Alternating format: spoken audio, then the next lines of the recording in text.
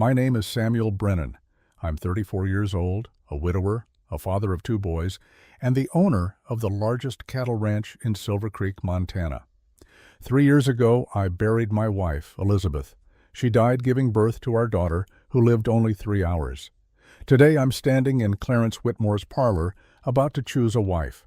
Not because I want to remarry, but because I have no choice. And the woman I'm about to choose? She's the last person anyone expected. But let me go back.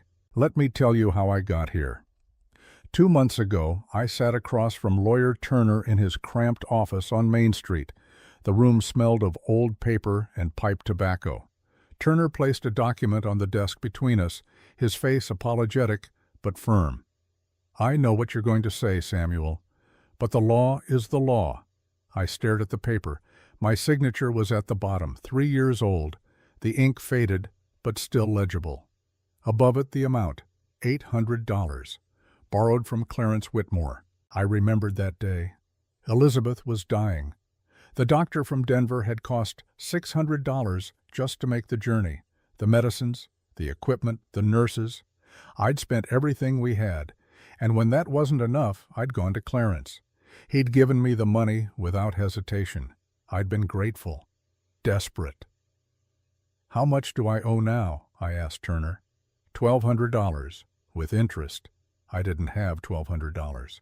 The ranch was barely staying afloat after the cattle disease that swept through last winter. 50 head lost. Nearly 60% of our income gone. Turner cleared his throat. He leaned forward, his hands clasped on the desk. "Clarence has made an offer. He'll forgive the debt entirely if you marry one of his daughters." I looked up sharply. "That's not a marriage. That's a transaction." Turner nodded slowly. "Maybe. But it's the only way out, Samuel, unless you want to lose the ranch." I stood up. I walked to the window and stared out at the dusty street. A few townspeople passed by, their faces familiar but distant. I thought about Jacob and Thomas, my boys, 9 years old and already without a mother. What kind of father would I be if I lost our home too? "I'll think about it," I said. But we both knew I didn't have a choice. That's how I ended up here, in Clarence Whitmore's parlor on a Tuesday afternoon in late September. The room was too warm, the fire crackling in the hearth even though the day was mild. Clarence sat in a leather chair by the window, a glass of whiskey in his hand. 2 other ranchers were there too, men I recognized but didn't know well. They'd come for the same reason I had: debt, desperation, the promise of relief. Clarence stood when I entered. He was a tall man, broad-shouldered, with silver hair and a smile that never quite reached his eyes. "Samuel, good of you to come." We shook hands. His grip was firm, proprietary. He gestured to a chair, and I sat. "I believe you know why you're here," Clarence said. His voice carried across the room loud enough for everyone to hear. "I have 3 daughters, fine girls. Any one of them would make a good wife." He paused, letting the words settle. Then he turned toward the door. "Girls, come in." They entered one by one. First was Emma, 19 years old, blonde hair swept up in an elegant twist, her dress a pale blue that matched her eyes. She smiled at us, a practiced, graceful smile. She moved like she knew she was beautiful, like she expected admiration. Clarence gestured toward her with pride. "This is Emma, accomplished in piano and French. She's been educated at the finest school in Helena." Emma curtsied. Her eyes swept over us, calculating, measuring. Next came Caroline, 17, with dark hair and a softer, sweeter demeanor. She blushed when we looked at her, her hands clasped nervously in front of her. She wore a dress of pale pink, delicate and girlish. "This is Caroline," Clarence continued, "skilled in needlework and household management. She has a gentle temperament." Caroline smiled shyly and looked down. And then came Martha. She stood in the doorway for a moment as if unsure whether to enter. She was older than her sisters, 26, I guessed. She wore a plain brown dress, simple and worn. Her hair was pulled back in a tight bun, no ribbons, no adornment. She was heavy, not just full-figured, but truly large, her body broad and solid. Clarence didn't introduce her. He didn't gesture toward her. He simply stepped aside, as if her presence was an afterthought. Martha walked into the room and stood near the corner, her hands folded in front of her. She didn't look at us. She looked down at the floor. I watched her. I saw the way her shoulders curved inward, as if trying to make herself smaller. I saw the tension in her jaw, the way her fingers gripped each other tightly. And I saw something else, something in her eyes when she glanced up for just a moment. Resignation. She didn't expect to be chosen. She'd never expected it. Clarence cleared his throat. He turned back to us, his smile widening. "Gentlemen, you may choose any of my daughters. I'm a reasonable man. I understand the value of a good marriage." The two other ranchers leaned forward. One of them, a man named Harris, nodded toward Emma. The other, a younger man I didn't recognize, looked at Caroline with interest. But I didn't look at them. I looked at Martha. And suddenly, a memory surfaced. Elizabeth, 3 years ago, lying in bed, her skin pale as paper. She was dying. We both knew it. She could barely speak, but she'd gripped my hand with what little strength she had left. "Samuel," she whispered, "promise me something. Anything. If I die, don't let the boys grow up without love. Find someone kind. Not beautiful, not accomplished, just kind." I'd promised her. But I'd never thought I'd have to keep that promise. Until now. I stood up.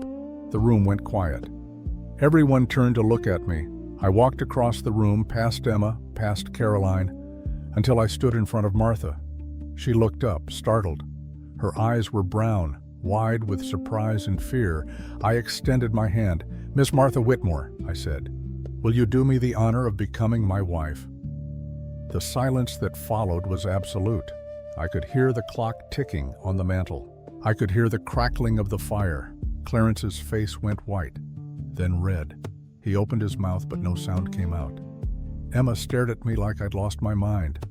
Caroline's mouth fell open, but Martha just looked at me with those wide brown eyes, and I saw tears forming at the edges.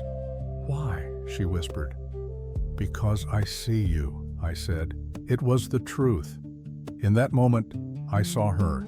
Not the body the world judged, not the daughter her father ignored.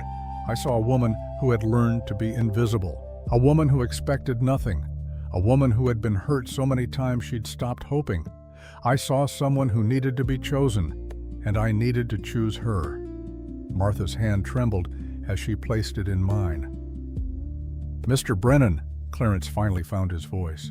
"Surely you mean to say—" "I mean Martha," I said, cutting him off. My voice was calm but firm. Clarence stepped forward, his face tight with something I couldn't quite read. Anger? Embarrassment? "Perhaps we should discuss this privately," he said. "There's nothing to discuss. I've made my choice." The two other ranchers stood. One of them muttered something under his breath. They left quickly, their opportunity gone. Clarence looked at me for a long moment. Then he looked at Martha, then back at me. "Fine," he said. "The debt is forgiven. But you'll take her as she is. No dowry, no belongings beyond what she can carry. That's acceptable." Clarence walked to a side table and poured himself another whiskey. His hand shook slightly as he raised the glass to his lips. "You can take her now," he said. "I'll have her things ready by tomorrow." I turned to Martha. Her face was pale, her eyes still wide with disbelief. "Do you have a coat?" I asked gently. She nodded. "Then get it. We're leaving." Martha hurried from the room. I heard her footsteps on the stairs, quick and light despite her size. Clarence and I stood in silence. Finally, he spoke. "You made a mistake, Brennan. Martha is difficult. She's not like her sisters. She won't make you happy." I met his eyes. "Maybe. But she'll make my sons happy. And that's all that matters." Clarence looked at me strangely, as if trying to understand something he couldn't quite grasp. "The debt is forgiven," he repeated. "But don't come back to me when you realize what you've done." "I won't." Martha returned wearing a thin coat, carrying a small bag. She didn't look at her father. She didn't say goodbye to her sisters. We walked to my wagon in silence. I helped her up onto the seat, then climbed up beside her. I took the reins and clicked my tongue. The horses started forward. As we pulled away from the house, I glanced back once. Clarence stood in the doorway, watching us.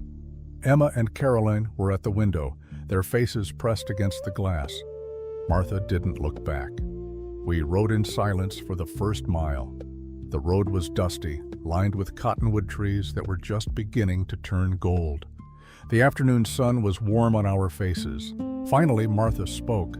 Her voice was quiet, almost lost in the sound of the wagon wheels.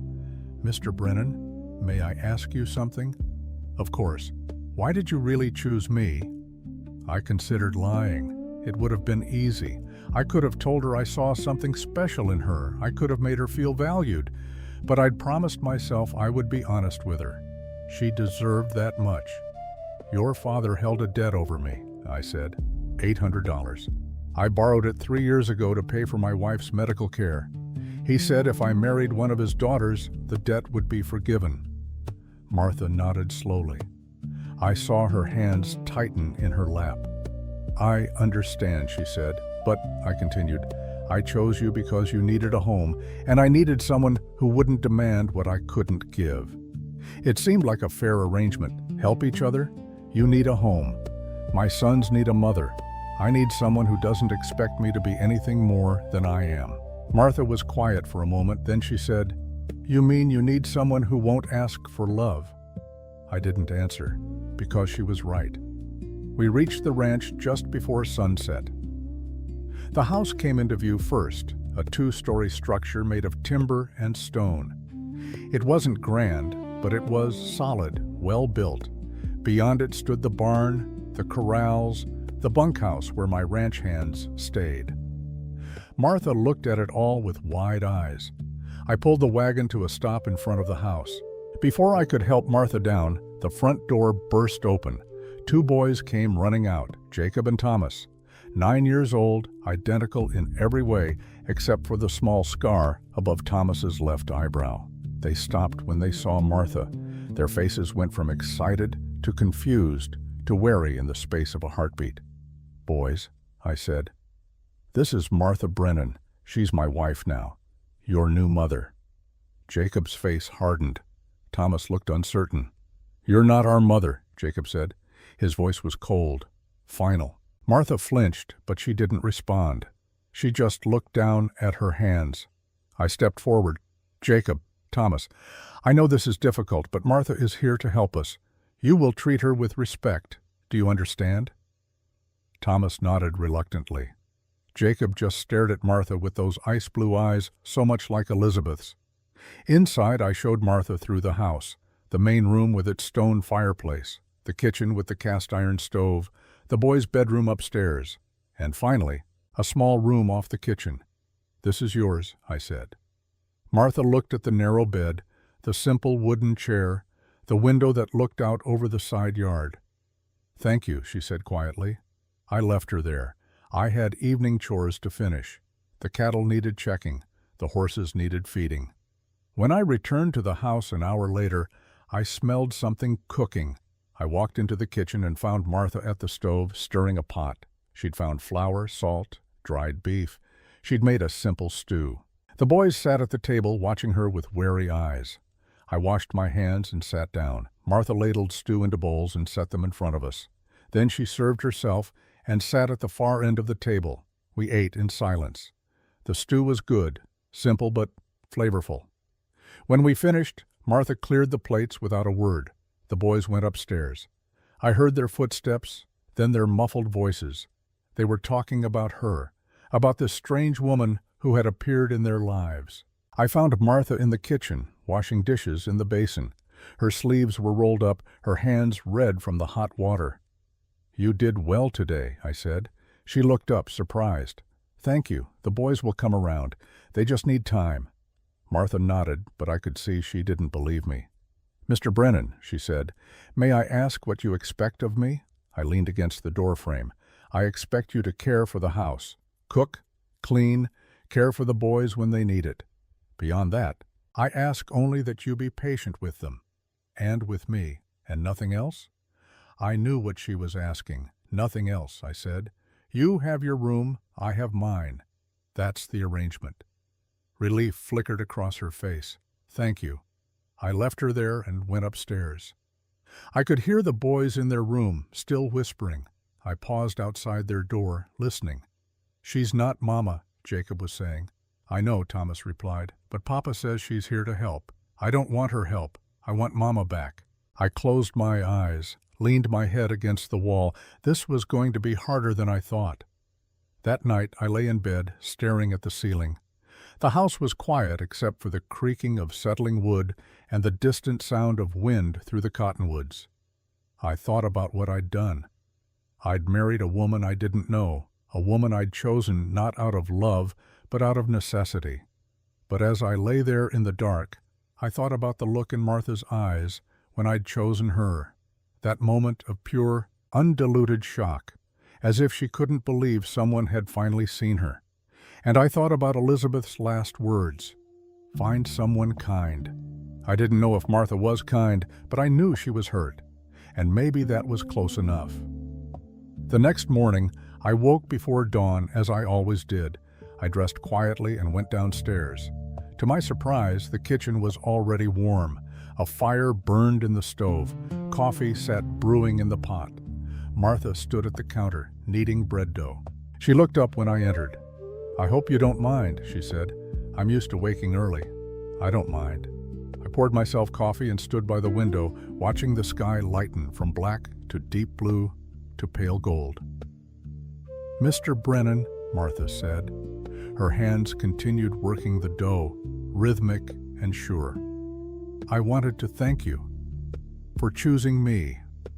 I know it wasn't what you wanted, but I'll do my best to be useful." I turned to look at her. In the early morning light, her face looked softer, younger. "You don't have to thank me," I said. "This arrangement benefits us both." She nodded, but I could see something in her eyes, something sad. The boys came down a few minutes later, drawn by the smell of fresh bread and bacon. Martha had set the table, 4 places, everything neat and orderly. We ate together. The boys were quiet, but they ate everything on their plates.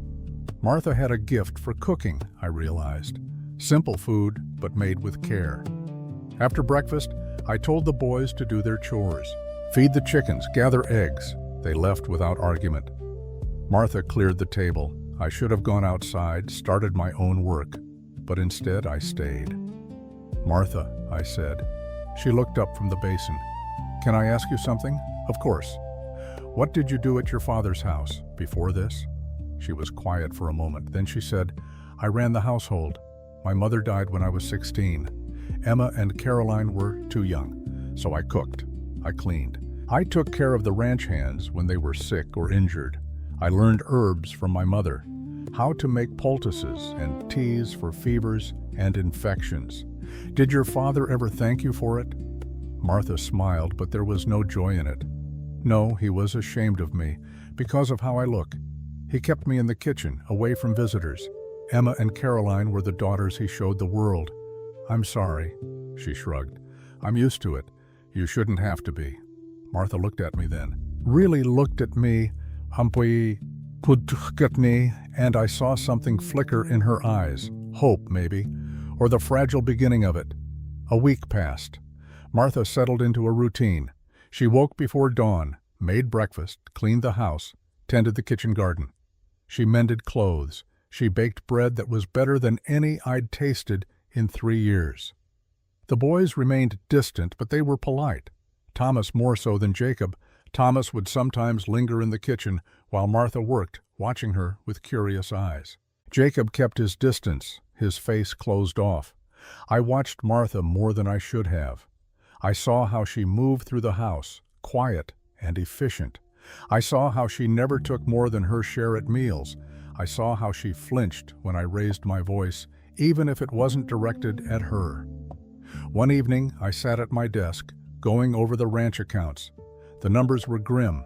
50 cattle lost last winter. Income down 60%. I had $400 in debt to the bank, due in 3 months. And then there was the ongoing problem. 3 more cattle had shown signs of sickness that week. The same symptoms as last year. Lethargy, loss of appetite, difficulty breathing. If it spread again, I'd lose everything. Martha appeared in the doorway carrying a cup of coffee.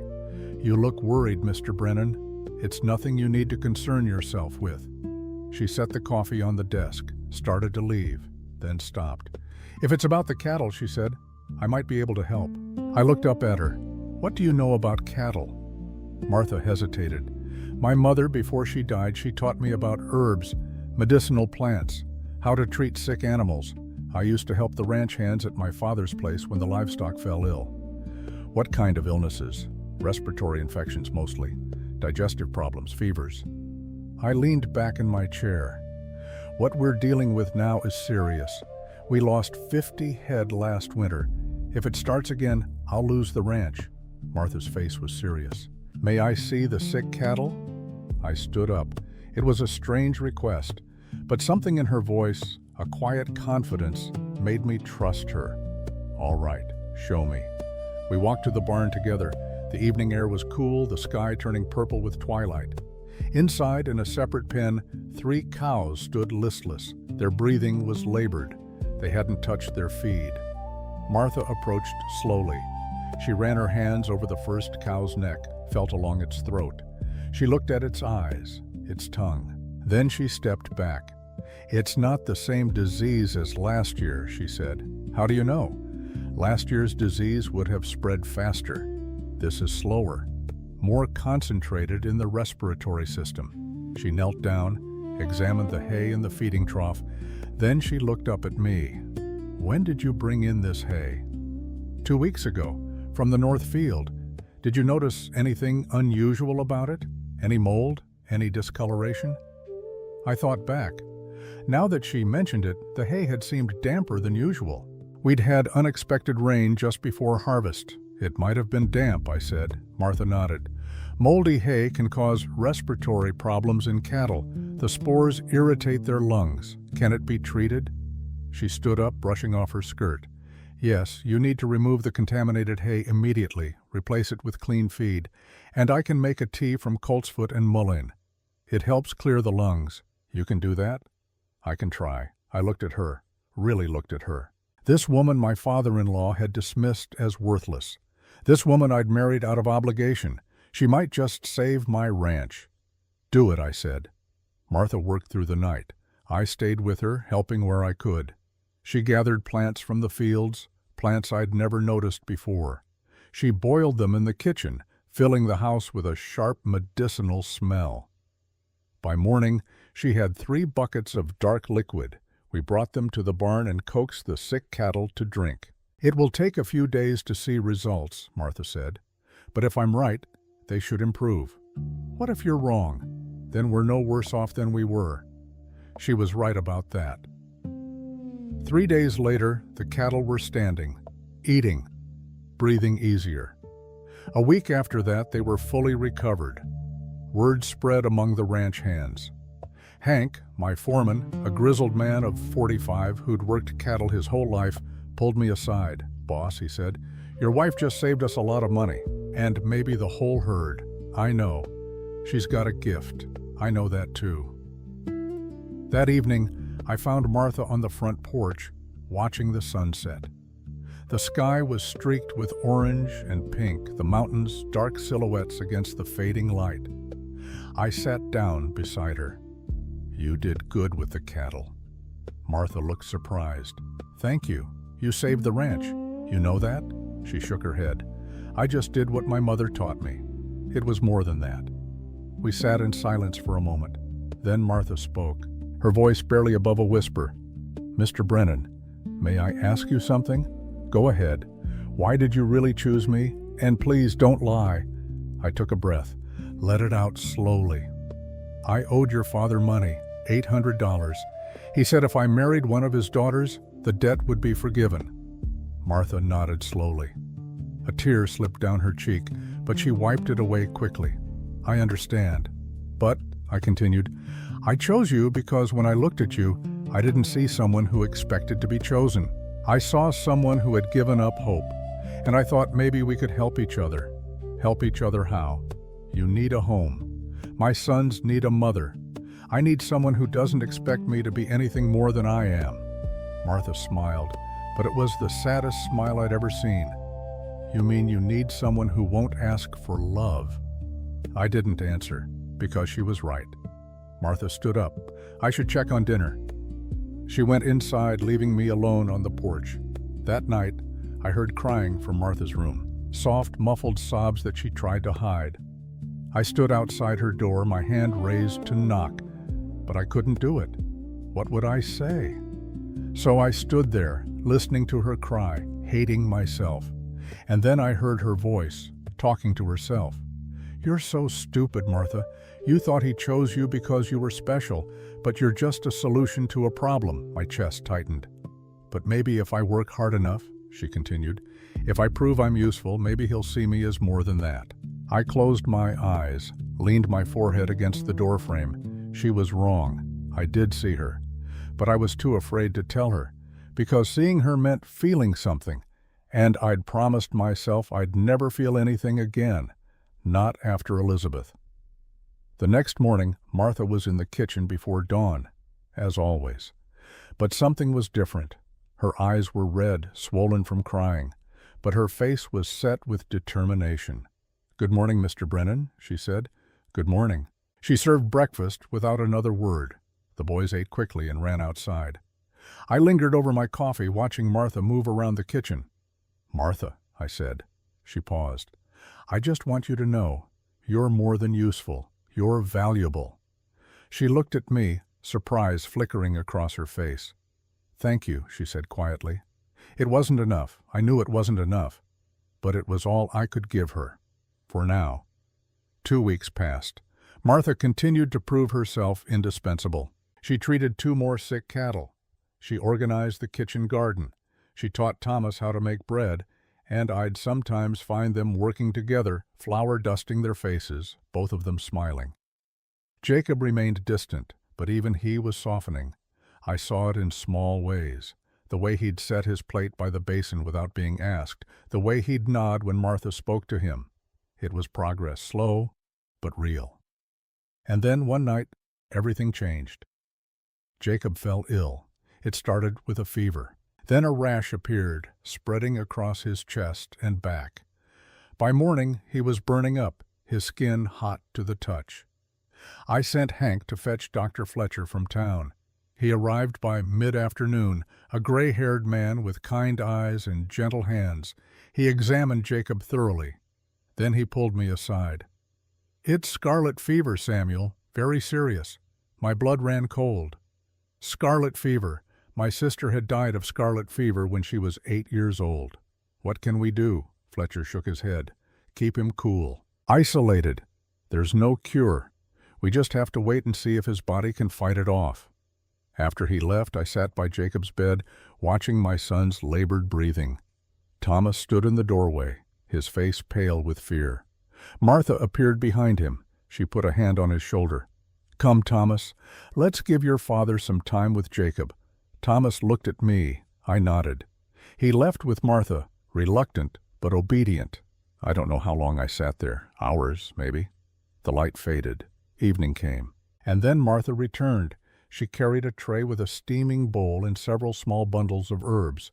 "Mr. Brennan," she said quietly, "may I examine Jacob?" Dr. Fletcher already did. "I know, but I'd like to look at him myself. If you'll permit me." I hesitated, then nodded.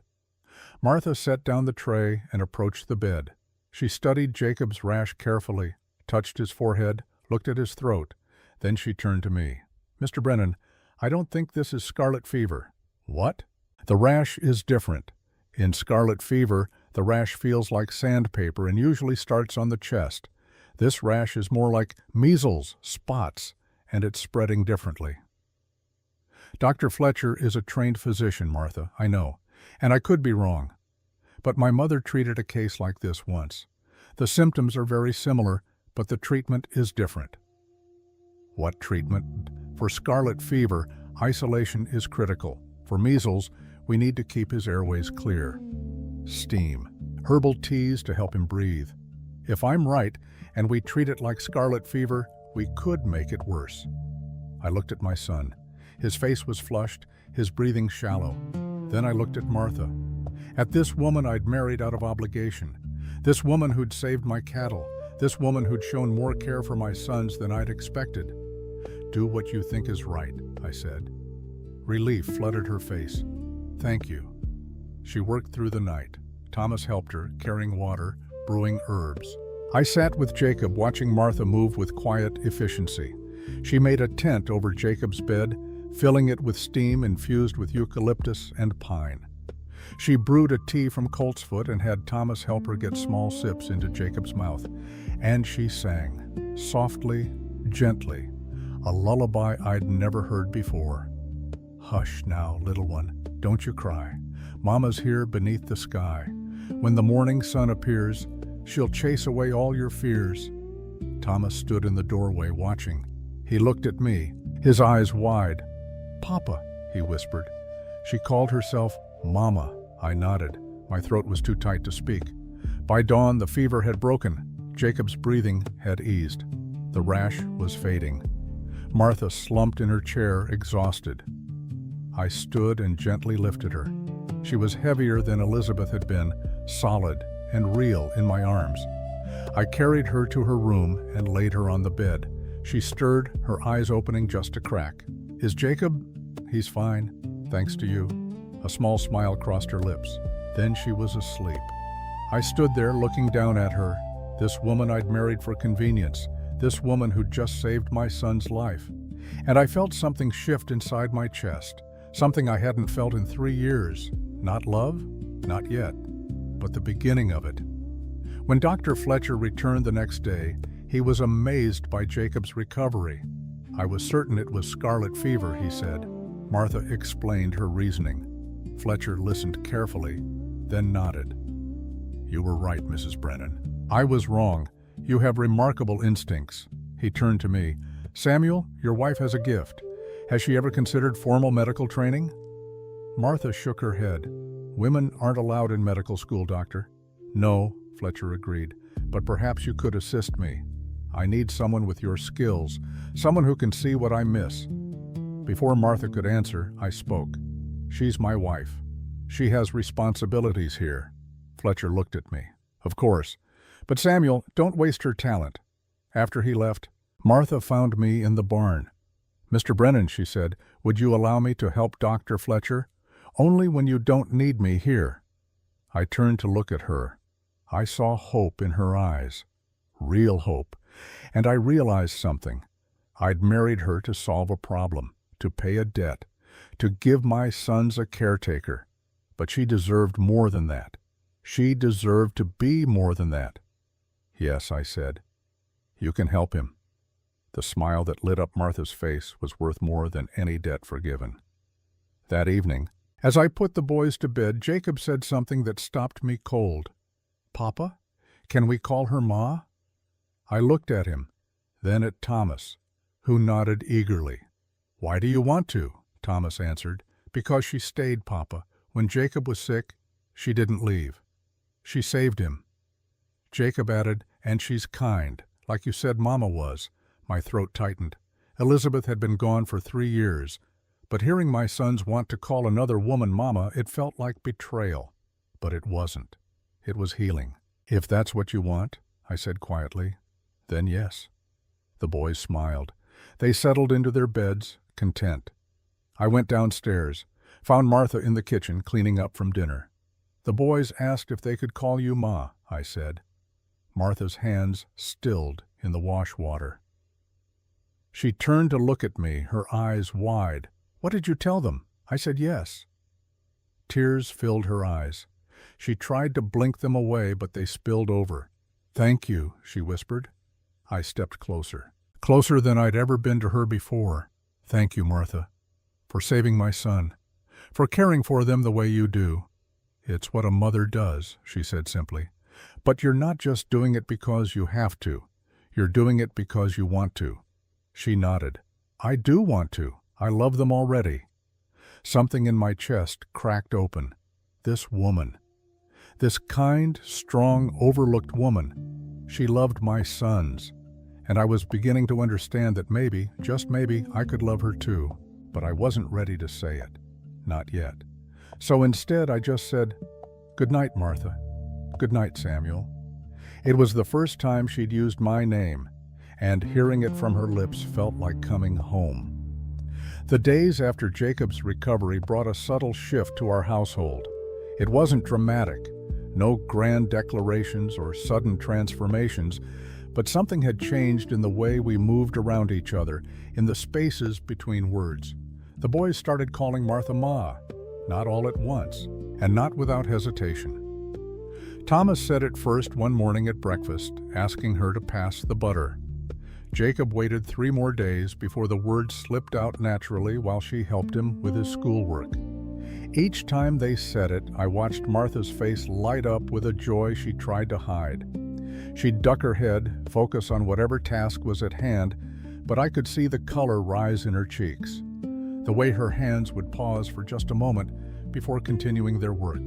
I found myself watching her more often, the way she moved through the kitchen with quiet efficiency, the way she hummed while she worked, old hymns I half remembered from my own childhood, the way she'd pause sometimes and stare out the window at the mountains, a look of wonder on her face as if she still couldn't quite believe this was her home. October came, bringing cooler nights and the first hints of the winter to come.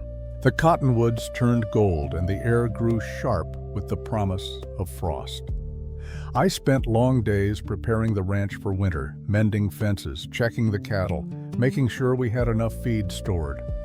Martha adapted to the rhythm of ranch life as if she'd been born to it. She learned which cattle were prone to illness, which horses needed gentle handling, which ranch hands preferred their coffee black, and which took it with sugar. She kept detailed notes about the herbs she used, which ones worked best for different ailments, how to prepare them. Dr. Fletcher came by twice a week now. Martha would ride into town with him in his buggy, visiting sick families, helping him with difficult cases. She'd return in the evenings with stories about the people she'd helped, her eyes bright with purpose. I was proud of her. I didn't tell her that, but I felt it. One evening in late October, I was working in my study, going over the ranch accounts. The numbers were better than they'd been in months. The cattle Martha had saved had recovered completely. We hadn't lost a single head since she'd arrived. If we could make it through winter without incident, we might actually turn a profit. A knock came at the door. Martha stood there, a shawl wrapped around her shoulders. "May I speak with you, Samuel?" She'd been using my first name more often now. I liked the sound of it in her voice. "Of course, come in." She entered, but didn't sit. She stood by the window looking out at the darkening sky. "I received a letter today from my sister Emma." I set down my pen. I hadn't heard Martha mention her sisters since the day I'd chosen her. What did she say? Martha's hands twisted the edge of her shawl. "She and Caroline want to visit, to see how I'm doing." I leaned back in my chair. "Do you want them to come?" Martha was quiet for a long moment. Then she said, "I don't know. Part of me wants to show them that I'm happy here, that someone did choose me, that I matter. And the other part? The other part is afraid they'll see through me, that they'll know this started as a transaction, that you married me to clear a debt." I stood and walked to where she stood, close enough to see the worry lines creased in her forehead, far enough to maintain the careful distance we'd kept between us. "Martha, look at me." She turned, her brown eyes meeting mine. "What started as a transaction has become something else. You're not just here because I owed your father money. You're here because you've earned your place. The boys love you. The ranch runs better because of you. You've saved lives. But do you want me here?" The question was so quiet I almost missed it. "Yes, I want you here. Even though I'm not what you would have chosen?" I thought about that. About Elizabeth with her blonde hair and delicate frame, about the life I'd imagined before disease and death and debt had reshaped everything. "Maybe you're exactly what I needed to choose," I said. "I just didn't know it yet." Martha smiled then, small but genuine. "You don't have to say things like that to make me feel better." "I'm not. I'm telling you the truth." She studied my face as if trying to determine whether to believe me. Finally she nodded. "I'll write back to Emma. Tell her they can visit." "Good. But Samuel?" She paused at the door. "If they say unkind things, I'll handle it." After she left, I sat back down at my desk. But I couldn't focus on the accounts. I kept thinking about Martha's question. "Do you want me here?" The answer was yes, but it was more complicated than that simple word. I wanted her here because she made my life easier, because she cared for my sons, because she had skills that were invaluable to the ranch. But somewhere beneath all those practical reasons, something else was growing. Something I wasn't quite ready to name. Emma and Caroline arrived on a Thursday afternoon in early November. I was in the north pasture when I saw the hired carriage coming up the road. By the time I rode back to the house, they were already on the porch. Emma looked exactly as I remembered her, blonde and beautiful in a dress of deep green that probably cost more than my ranch hands made in a month. Caroline stood beside her in pale yellow, sweet-faced and shy. Martha stood in the doorway, her hands clasped in front of her, her expression carefully neutral. I dismounted and walked up the porch steps. Emma and Caroline turned to look at me, their faces brightening with practiced smiles. "Mr. Brennan," Emma said, "how good to see you again. Miss Whitmore. Miss Caroline." "Welcome." "Oh, please," Emma laughed. "Call me Emma. We're practically family now." Martha stepped forward. "Come inside. I've made tea." We settled in the main room. Martha poured tea with steady hands while Emma's eyes swept over everything, taking inventory, judging. "What a quaint home," Emma said. "So rustic. It suits our needs," Martha replied quietly. "And where are the boys?" Caroline asked, her voice gentler than her sister's. "We'd love to meet them. They're doing their chores. They'll be in shortly." "Chores," Emma repeated. "How industrious." "Papa always said, hard work builds character." I watched Martha's jaw tighten slightly. She said nothing. "Martha has been teaching them a great deal," I said. "Not just chores, but reading, arithmetic, even some basic medicine." "Medicine?" Emma's eyebrows rose. "How unusual." Caroline leaned forward. "Is it true you saved Mr. Brennan's cattle? We heard talk in town." Martha nodded. "They had a respiratory illness from moldy hay. It wasn't difficult to treat once I identified the cause." "How clever of you," Emma said. The words were complimentary, but the tone was not. "I always thought your time helping the ranch hands was a waste, but I suppose it's proven useful after all." The front door burst open. Jacob and Thomas came in, their faces red from the cold. Hay stuck to their clothes. "Boys," Martha said, "we have visitors. This is your Aunt Emma and Aunt Caroline." The boys stopped short, suddenly shy. Thomas recovered first, stepping forward with his hand outstretched. "Pleased to meet you, ma'am." Emma took his hand delicately, as if afraid he might dirty her gloves. "And you must be Thomas?" "No, ma'am. I'm Jacob. That's Thomas. My apologies. You look so alike." Thomas came forward more cautiously. He looked at Emma and Caroline, then at Martha, as if seeking permission. "Go wash up for supper," Martha told them gently. "Both of you." They left, but I could hear them whispering in the kitchen. Their voices carried enough for me to make out Thomas's words. "I don't like them." "They look at Ma funny." Jacob's reply was quieter, like the way Grandpa used to look at her. I glanced at Martha. Her face was composed, but I could see the tension in her shoulders. Emma set down her teacup. "Martha, I must say, you look well. Country life seems to agree with you." "Thank you. Though you've gotten quite sun-darkened. You really should wear a bonnet when you're outside. It's so aging." Martha's hands tightened in her lap. "I'm often too busy to think about it. Of course, all that work you're doing." Emma glanced at me. "I hope Mr. Brennan appreciates how hard you labor." "I do," I said firmly. "Martha's contributions to this ranch are invaluable." "How romantic," Emma said, but her smile didn't reach her eyes. "A marriage of practicality." The air in the room grew thick. Caroline shifted uncomfortably. "Emma," she said softly, "perhaps we should—" "Oh, don't worry, Caroline." Emma waved a hand dismissively. "I'm sure Martha knows I mean no harm. We're sisters, after all. We can speak plainly with each other." "Then speak plainly," I said. My voice was calm, but there was steel underneath. "What is it you really want to say?" Emma looked startled. Then her smile turned sharp. Very well. I want to know if my sister is happy, truly happy, or if she's simply making the best of a difficult situation. Martha stood up.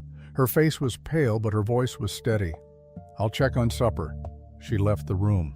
I heard her footsteps in the kitchen, deliberately loud, as if she wanted us to know she wasn't hovering to listen. Emma turned to me. You didn't answer my question, Mr. Brennan. That's because it's not your question to ask. It's Martha's life, her choice. But was it a choice? Caroline asked quietly. We heard about the debt, about the arrangement. Yes, I said, there was a debt, and yes, it was an arrangement. But what it's become is between Martha and me. Emma stood, smoothing her skirts. We'll stay at the hotel in town tonight. We just wanted to see how our sister was faring. She's faring well. Better than well. Emma studied me for a long moment. Then she said something that surprised me. I hope that's true. Despite what you might think, I do care about Martha. I just never knew how to show it. After they left, I found Martha in the kitchen. She stood at the window, her back to me, her shoulders rigid. I'm sorry, she said without turning around. For what? For my sisters. For the way Emma spoke. For bringing that into your home. I walked up behind her.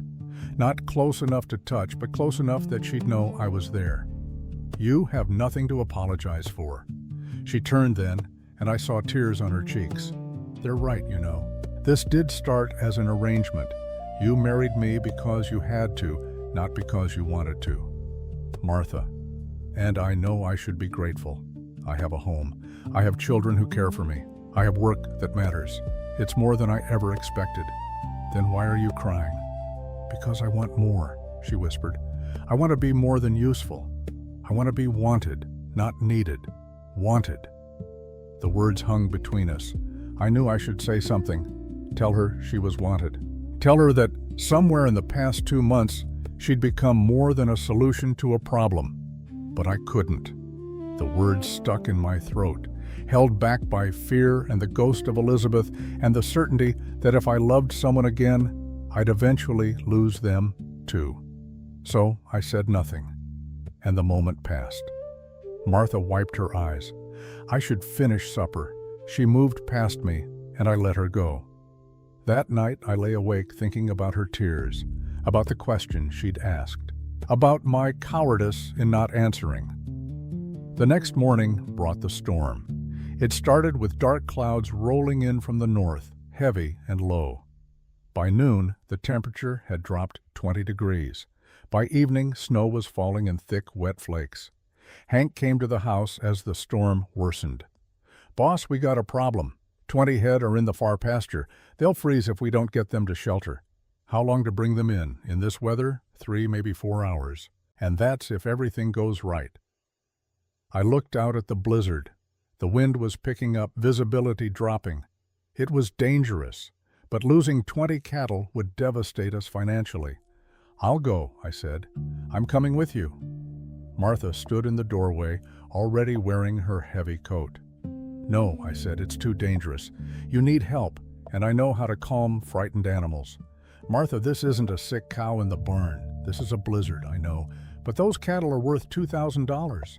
You can't afford to lose them, and you can't bring them in alone. She was right. I knew she was right. Fine. But you do exactly what I say. We rode out into the storm with Hank and 2 other hands. The wind cut through our clothes like knives. Snow stung our faces. Within minutes, I couldn't feel my fingers. The cattle were huddled together in a hollow, their backs to the wind. They were frightened, unwilling to move. Martha dismounted and walked toward them slowly. She started singing. The same lullaby she'd sung to Jacob. Her voice was nearly lost in the wind, but the cattle responded. Their heads turned. Their bodies relaxed slightly. Slowly, carefully, she led them out of the hollow. We formed a line, guiding them back toward the ranch. It took 3 hours. 3 hours of brutal cold and blinding snow. Halfway back, my horse stumbled in a hidden dip. I fell hard, my ankle twisting beneath me. Pain shot up my leg. I tried to stand, but my ankle wouldn't hold my weight. Martha was beside me in seconds. Lean on me. I'm too heavy, and I'm strong. Now move. She got her shoulder under my arm and half carried, half dragged me to my horse. Hank helped me mount. We continued on, slower now.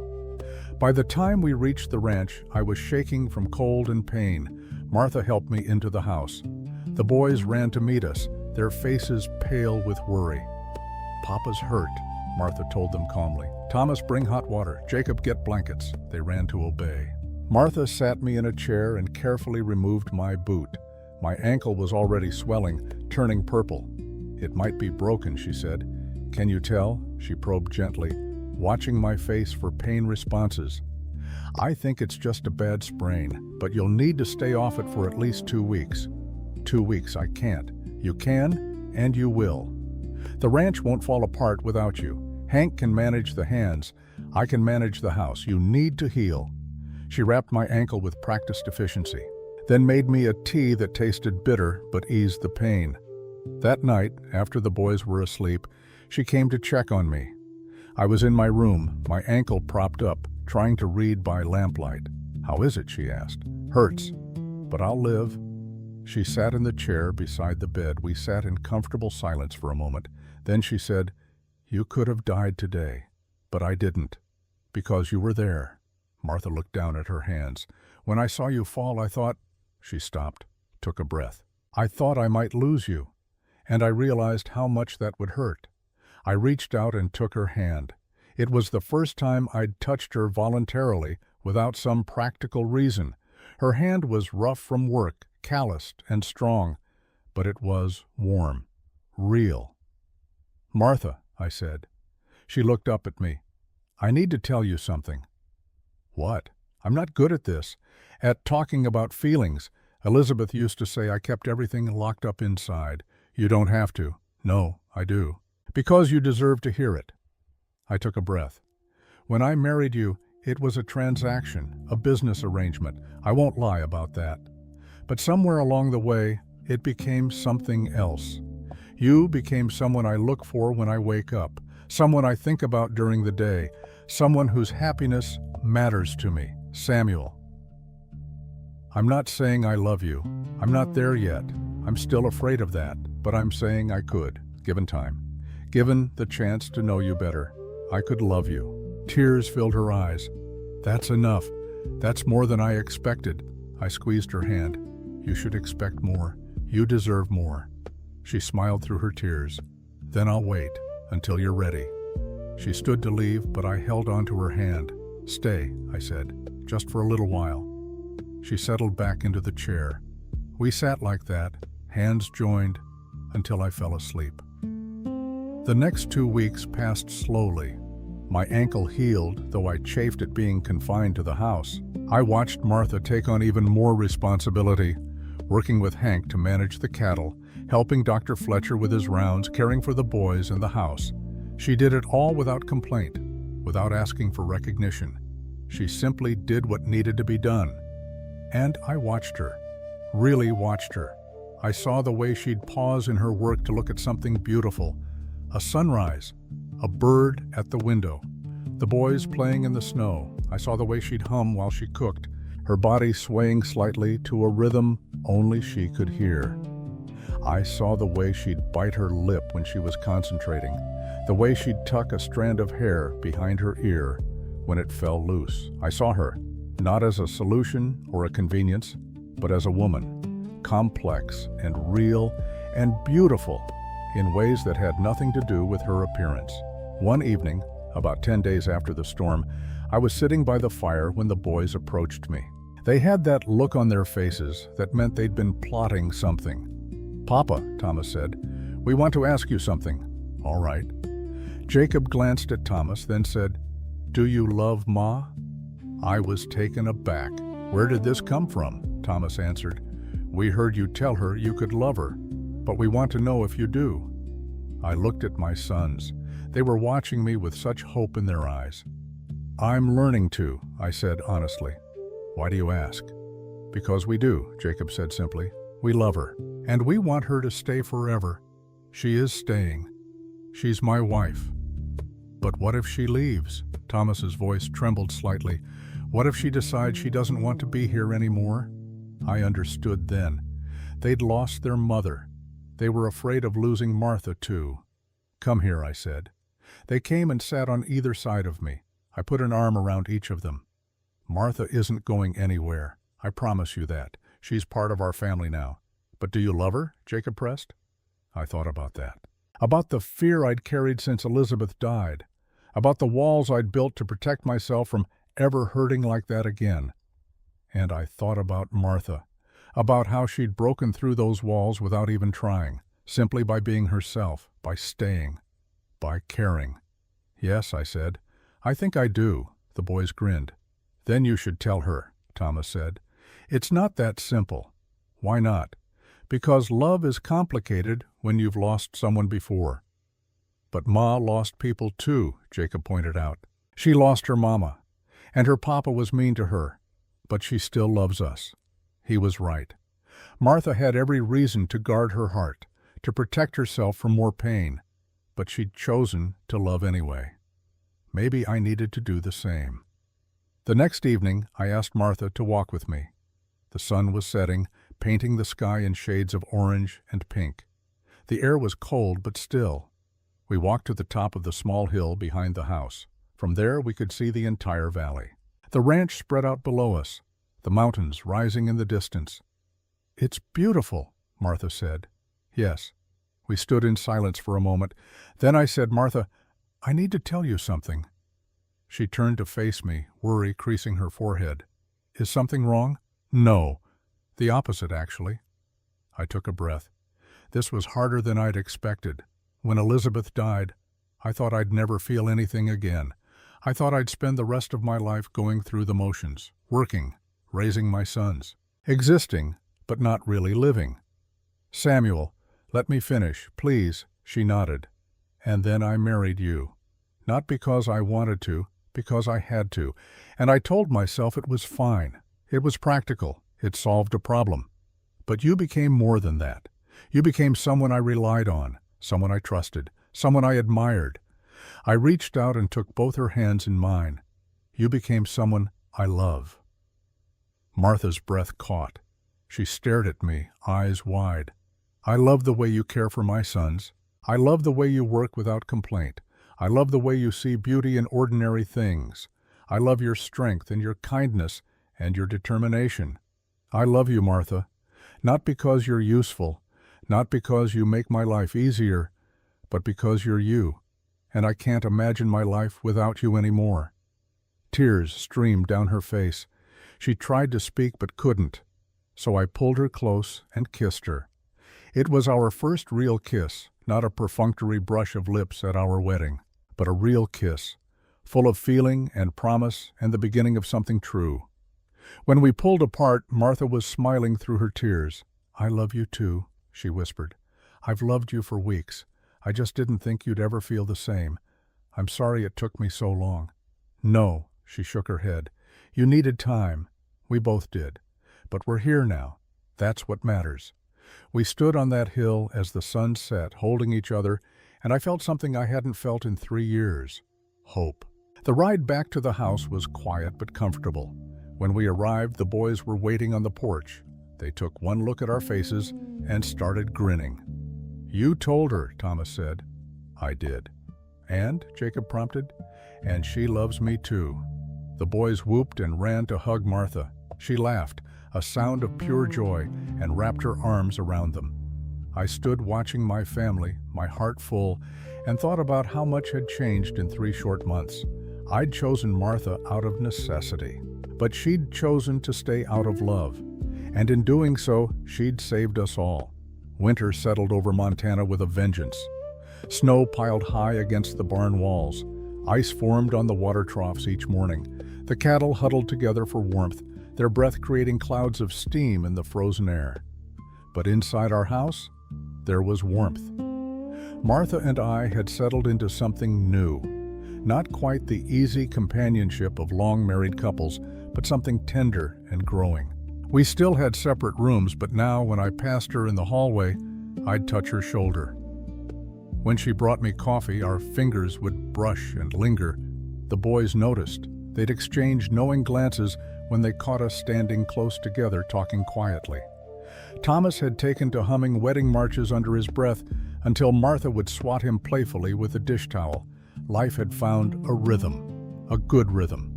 Then, on a gray morning in December, everything changed. I was in the barn checking on a pregnant cow when Hank appeared in the doorway. His face was grim. "Boss?" "You got visitors." "Who?" "Clarence Whitmore. And he's got a lawyer with him."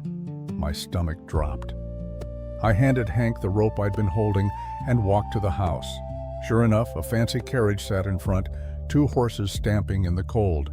Through the window, I could see Clarence sitting at my table, a thin man in a dark suit beside him. Martha stood by the stove, her face pale, her hands gripping the counter. I walked in and removed my hat. Clarence looked up at me with an expression I couldn't quite read. Not quite angry. Something else. "Samuel," he said, "we need to talk." "About what?" The man in the suit stood. His movements were precise, calculated. "My name is Ambrose Dalton. I'm an attorney representing Mr. Whitmore. Representing him in what matter?" Dalton opened a leather case and pulled out several papers. "Mr. Whitmore has filed a complaint with the territorial magistrate. He's requesting an annulment of your marriage to his daughter." The words hit me like a physical blow. Martha made a small sound, quickly stifled. "On what grounds?" I asked, keeping my voice level. "On the grounds that the marriage was contracted under false pretenses, that you used the debt you owed Mr. Whitmore as leverage to acquire his daughter without proper compensation or consent." "That's a lie." Clarence agreed to the arrangement. "Under duress," Dalton said smoothly. "Mr. Whitmore felt pressured by your financial hold over him. He believes his daughter was essentially sold to clear a debt, which makes the marriage contract invalid." I looked at Clarence. He met my gaze but said nothing. Martha found her voice. "Papa, why are you doing this?" Clarence's expression softened slightly when he looked at his daughter. "Because I've had time to think, Martha, to reconsider. I made a mistake letting you go like that. You belong with your family." "I am with my family," Martha said. Her voice shook but held firm. Dalton interjected. "The magistrate has agreed to hear the case. There will be a formal hearing in 3 days at the town hall. Both parties are required to attend." "And if we refuse?" I asked. "Then a warrant will be issued for your arrest for unlawful detainment of Mr. Whitmore's daughter. This is insane. This is the law, Mr. Brennan." Dalton gathered his papers. "We'll see you at the hearing." They left. The carriage pulled away, leaving deep ruts in the snow. Martha stood frozen by the stove. I crossed to her and took her hands. They were ice cold. "He can't do this," she whispered. "Can he? I don't know. But I won't let him take you." "What if the law says he can? Then we'll fight it. However we have to." She looked up at me, fear plain in her eyes. "Samuel, if they annul the marriage, I'll have to go back. Papa has legal authority over unmarried daughters. You're not unmarried. You're my wife." "But for how long?" I pulled her close. "For as long as I have breath in my body." That night I rode into town to see the only lawyer I knew, James Crawford. He was a young man, barely 30, but sharp and honest. He listened to my story, his face growing more serious with each detail.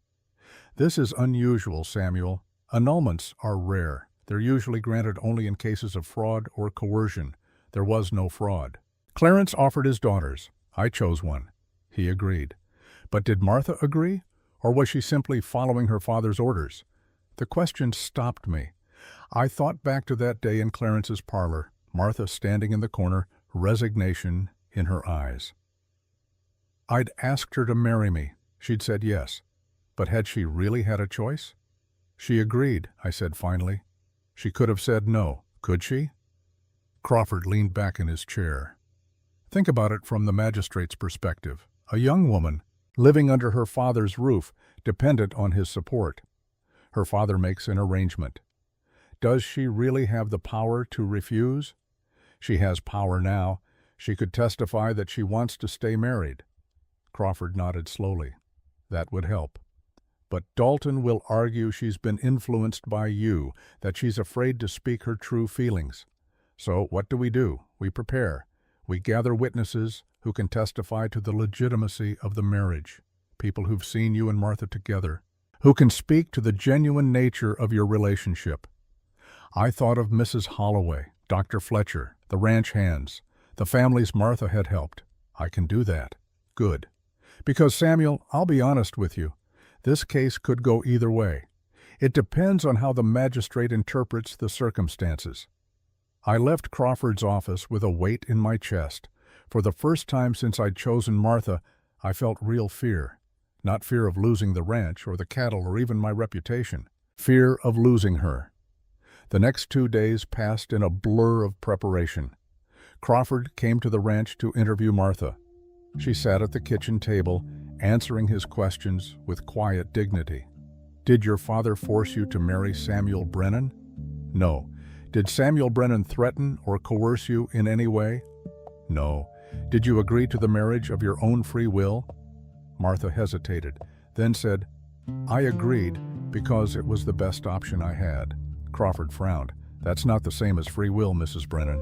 It's the truth, Martha said. I agreed because staying with my father meant a life of invisibility and shame. Marrying Samuel meant a chance at something better. Was it a choice made from desperation? Yes, but it was still my choice. Crawford made notes. That's good. Honest. The magistrate will appreciate honesty. After he left, I found Martha in the kitchen, scrubbing a pot that was already clean. Her movements were jerky, agitated. Hey, I said softly. She didn't stop scrubbing. Martha, look at me! She set down the pot and turned. Her eyes were red. What if they take me back, Samuel? What if the magistrate says the marriage isn't valid? Then we'll get married again. Properly this time, with no debts involved. Just you and me choosing each other. Papa won't allow it. If the annulment is granted, he'll have legal control over me again. He could forbid it. Then we'll run. We'll take the boys and go somewhere Clarence can't reach us. And lose everything you've built here? I took her face in my hands. Martha, listen to me. This ranch means nothing without you. The cattle, the land, the house, none of it matters if you're not here. You don't mean that. I do. I'd give it all up in a heartbeat if it meant keeping you. She started to cry then, and I held her while she sobbed into my chest. The boys came in from outside and saw us. Thomas started to speak, but Jacob shushed him. They went upstairs quietly, giving us privacy. That evening, we had an unexpected visitor. Emma arrived in a hired carriage just before dark. Martha tensed when she saw her sister, but Emma's face was serious, not mocking. I need to speak with you, she said. Both of you. We sat in the main room. Emma removed her gloves slowly, carefully, as if gathering her thoughts. I heard about Papa's lawsuit, she began. Caroline and I both did. Did he send you? Martha asked. No, he doesn't know I'm here. Emma looked at her sister. Martha, I came to tell you something. Something I should have told you a long time ago. What? Papa's lawsuit isn't really about protecting you. It's about pride and money. Money? Emma nodded. After you left, Papa's financial situation got worse. The ranch is failing. He owes debts all over town. He thought that by marrying you to Samuel, he'd clear one debt. But then he realized he'd lost a worker. You were the one who kept his household running. Without you, everything fell apart. So this is about getting me back to work for him, partly. But it's also about Samuel. Papa heard that your cattle were thriving, that the ranch is doing well. He thinks if he can get the marriage annulled, he can renegotiate. Ask for money in exchange for letting you remarry. That's extortion, I said. That's Papa. Emma's voice was bitter. He sees everything as a transaction, everyone as a commodity. Why are you telling us this? Martha asked. Emma met her sister's eyes. Because I'm tired of watching Papa hurt people. And because I was wrong about you, Martha. I thought you were weak. I thought you'd be miserable here. But you're not. You're stronger than Caroline and me combined. And you're happy. I can see it in your face. She turned to me. And you, Mr. Brennan, you look at my sister like she matters, like she's precious. Papa never looked at any of us that way. Thank you, Martha said quietly, for telling us there's more. Emma reached into her bag and pulled out a letter. This is from Caroline. She's willing to testify at the hearing. To tell the magistrate that Papa often spoke of you as a burden, that he was relieved when you left, that he only filed this lawsuit when his financial problems worsened. Will the magistrate allow that? I asked. If he's fair, yes. It speaks to Papa's true motivations. Emma stood. I should go. Papa can't know I was here. Emma, Martha stood too. Why are you doing this? Really? Emma smiled sadly. Because I want what you have, Martha. Not the ranch or the husband, but the courage to choose your own life. You did that, and I admire you for it. After Emma left, Martha and I sat in silence. Finally, she said, I don't want to go to that hearing. We have to. I know, but I'm afraid. So am I. She looked at me. You are? Terrified. Of losing you. Of not being enough to keep you. Samuel, you're more than enough. You've always been enough. I pulled her into my arms. Then we'll face this together, whatever happens. The morning of the hearing arrived cold and clear. We dressed carefully. Martha wore her best dress, a simple blue one I'd bought her a few weeks earlier. I wore my only suit. The boys wanted to come, but I told them to stay with Hank. This wasn't something they needed to witness. The town hall was packed. It seemed like half of Silver Creek had turned out to watch. I saw familiar faces, Mrs. Holloway, Dr. Fletcher. Several families Martha had helped. Even some of the ranch hands had come. Clarence sat at the front with Dalton. He didn't look at us when we entered. Magistrate Carver presided. He was a stern man in his 60s, known for being fair but unbending in his interpretation of the law. We will hear the case of Whitmore versus Brennan, he announced. Mr. Dalton, you may present your argument. Dalton stood. He was smooth, practiced. He laid out Clarence's case methodically. The debt, the arrangement, the speed of the marriage. He painted a picture of a desperate man taking advantage of another man's financial distress to acquire a wife without proper courtship or consent. Mr. Brennan owed my client $800, Dalton said. He used that debt as leverage to essentially purchase Mr. Whitmore's daughter. The marriage was not entered into freely by either party, but rather as a business transaction to settle a financial obligation. He called Clarence to testify. Clarence took the stand, his face grave. Mr. Whitmore, did you feel pressured to offer your daughter in marriage? I did. Mr. Brennan held my debt. I was in a difficult position financially. When he came to collect, I felt I had no choice but to make the offer. And your daughter, Martha. Did she wish to marry Mr. Brennan? Clarence hesitated, then said, Martha is a dutiful daughter. She did what I asked of her, but I don't believe she truly wanted the marriage. She was following my directive. I felt Martha tense beside me. Crawford leaned over and whispered, Don't react. We'll have our turn. Dalton continued, And have you observed your daughter since the marriage? I have. She works constantly. She's lost weight from the labor. She looks exhausted.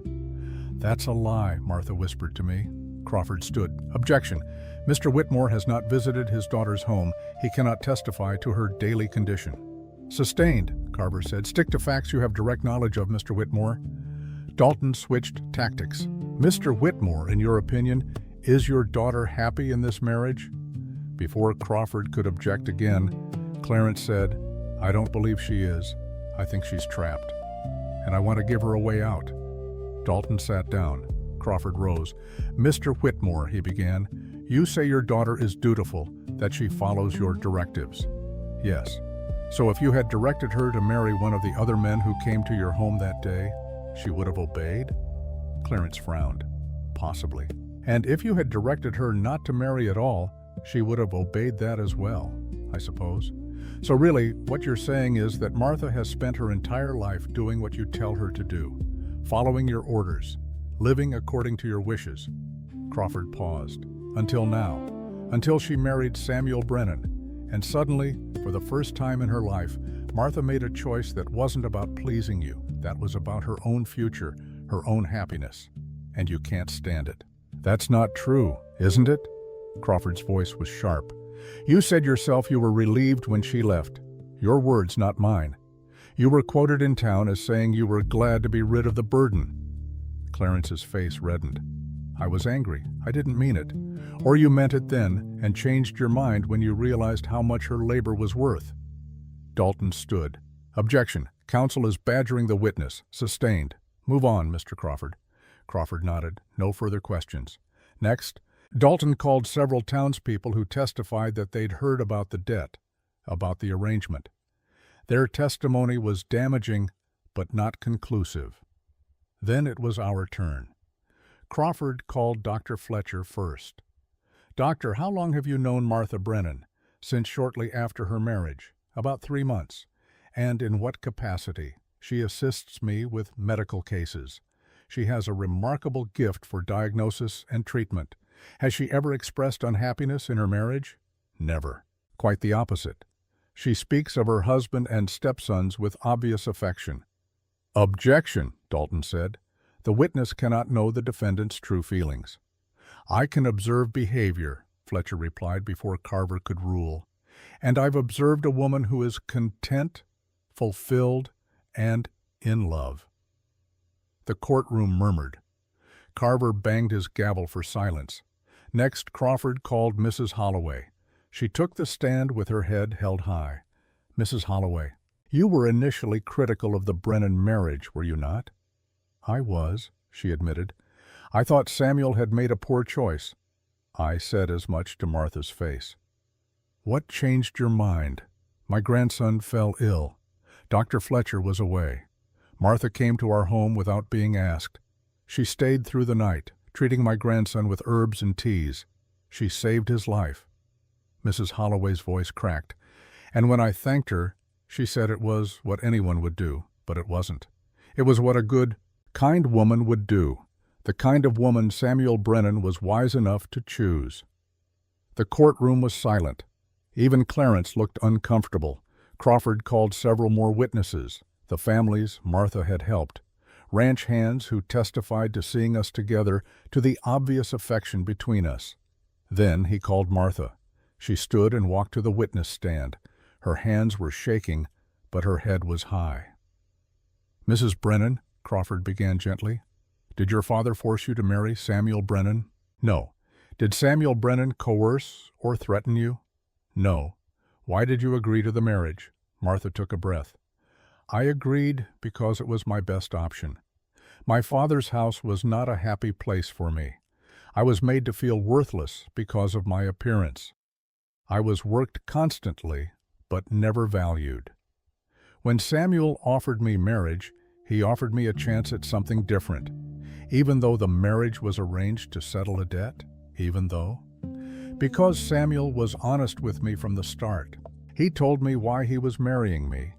He didn't lie or make false promises. And honesty, even difficult honesty, is better than the life I was living. Are you happy in your marriage?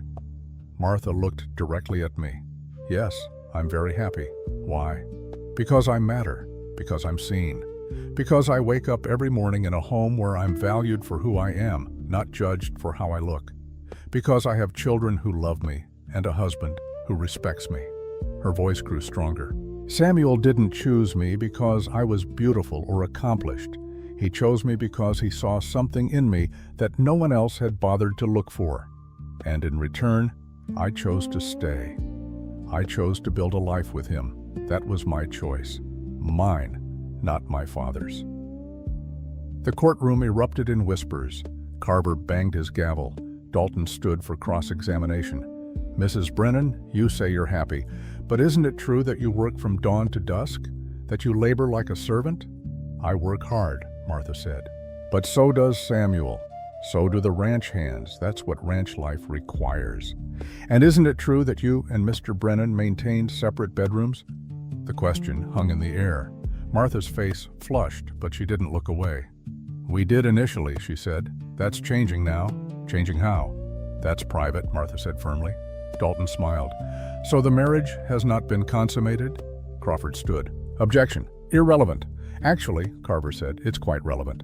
If the marriage hasn't been consummated, it strengthens the case for annulment. Martha looked at me. I nodded slightly. She turned back to Dalton. Our marriage has been consummated just last week. It was a lie, a necessary lie. But Dalton didn't know that. The hearing continued for another hour. Dalton tried to poke holes in our testimony. Crawford reinforced our position. Arguments flew back and forth. Finally, Carver called for silence. "I've heard enough," he said. "I'll take this matter under advisement and issue a ruling tomorrow morning." We left the courthouse in silence. Outside, Emma was waiting. She hurried over to Martha. "You were so brave," she said. Martha managed a weak smile. "Thank you for your letter. Did Carolyn testify?" She tried. Papa saw her waiting and sent her home. But her letter is part of the record. That night, I couldn't sleep. I paced the house, going over every word that had been said. Martha found me in the study at 2 a.m. "Come to bed," she said softly. "I can't." "What if we lose? Then we'll fight, however we have to." She took my hand. "Samuel, whatever happens tomorrow, I want you to know something." "What?" "I don't regret any of this. Even if the magistrate annuls our marriage, even if I have to go back to my father's house, I'll never regret choosing you. You won't have to go back, I'll make sure of it. How, I don't know yet, but I'll find a way." We stood there in the quiet house, holding each other, trying to find strength for whatever was coming. The next morning, we returned to the courthouse. The room was just as packed as before. Carver entered, and the crowd fell silent. "I've considered the evidence and testimony," he began. "This is an unusual case. The marriage was clearly arranged to settle a debt, which gives it a transactional nature. However, the law allows for such arrangements provided both parties consent." He looked at Martha. "Mrs. Brennan, stand please." Martha stood, her face pale. "I've watched you carefully during these proceedings. I've listened to your testimony, and I've heard from numerous witnesses about your character and your actions since the marriage." He paused. "The question before me is whether you entered this marriage of your own free will. And I believe you did, perhaps not with joy or excitement, perhaps out of desperation or pragmatism. But you made a choice, and you've continued to make that choice every day since." Relief flooded through me. "However," Carver continued, "I'm troubled by the financial coercion that led to this arrangement." "Mr. Brennan, stand." I stood. "You used a debt to acquire a wife. That troubles me deeply. It suggests a character willing to exploit others' financial distress for personal gain." "Your Honor," Crawford interjected, "Mr. Brennan was also in financial distress. This was a mutual arrangement that benefited both parties." "Perhaps," Carver said. "But I want to be clear about something." He looked at both of us. "If I annul this marriage, Mrs. Brennan returns to her father's custody. If I uphold it, she remains with you. But, Mr. Brennan, I want to hear from you directly. If I give you a choice, if I say you can walk away from this marriage with no legal consequences, would you?" The room went silent. Everyone waited. I looked at Martha. At this woman who had saved my sons, my ranch, my heart. "No, Your Honor, I wouldn't walk away, not for anything." "Why not?" "Because I love her, not because she's useful or convenient, but because she's Martha, because she's brave and kind and stronger than anyone I've ever known, because my life is better with her in it, because I can't imagine waking up tomorrow and not seeing her face." I turned to Martha. "Because she's my wife, not because a piece of paper says so, but because I choose her, every day, forever." Martha was crying. The courtroom was completely silent. Carver nodded slowly. Then he said, "The marriage stands." The room erupted. People cheered. Mrs. Holloway was openly weeping. Dr. Fletcher was smiling broadly. "Mr. Whitmore," Carver continued, raising his voice to be heard over the noise, "your petition is denied. Your daughter is legally married. You will not contact the Brennan family again. If you do, I will hold you in contempt. Do you understand?" Clarence stood slowly. He looked at Martha for a long moment. Then he said, "I understand." He started to leave, then stopped. He turned back to Martha. "You were always the strongest of my daughters," he said quietly. "I was just too much of a fool to see it." Then he walked out. Emma rushed to Martha and embraced her. Carolyn appeared from the back of the room and joined them. The three sisters held each other, crying and laughing. I stood back, giving them space. Crawford clapped me on the shoulder. "Congratulations," he said. "You just won the most important case of your life." I looked at Martha, surrounded by her sisters, her face glowing with joy and relief. "Yes," I said, "I did." We returned to the ranch that afternoon. The boys met us at the door, anxious and worried. "What happened?" Thomas demanded. "Are you still married?" "We are," Martha said, kneeling down to hug them both. "Forever?" Jacob asked. "Forever," I confirmed. The boys whooped and danced around the kitchen. Martha laughed, the sound bright and free. That evening, after the boys were in bed, Martha came to my room. She stood in the doorway, nervous. "May I come in?" "Of course." She entered and closed the door behind her. We stood facing each other in the lamplight. "I lied in court," she said, "about the marriage being consummated. I know. I did it to protect us, to protect this. I know that too." She took a step closer. "But I don't want it to be a lie anymore." My heart started pounding. "Martha, I want to be your wife, truly, completely, if you want that too." I crossed the room and took her face in my hands. "I want that more than anything."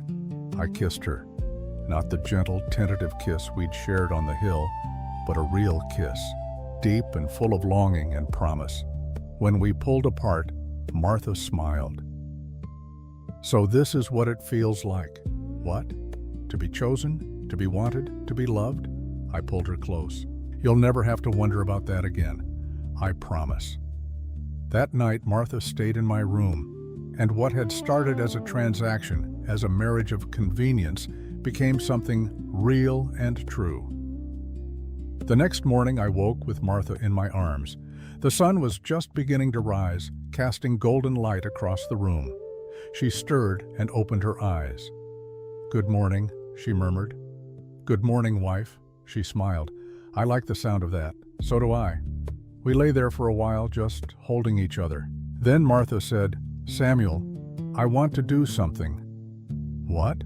"I want to get married again, properly, with a real ceremony, with the boys there, with our friends. We're already married, I know. But I want to make vows that mean something, not vows spoken out of obligation, but vows spoken out of love." I thought about that, about standing in front of our community and choosing Martha again, not because I had to, but because I wanted to. "Yes," I said, "let's do that." We planned the ceremony for the spring, but we wanted something small and private first, something just for us and the boys. 2 weeks later, we stood in our own parlor with Reverend Matthews, the boys beside us.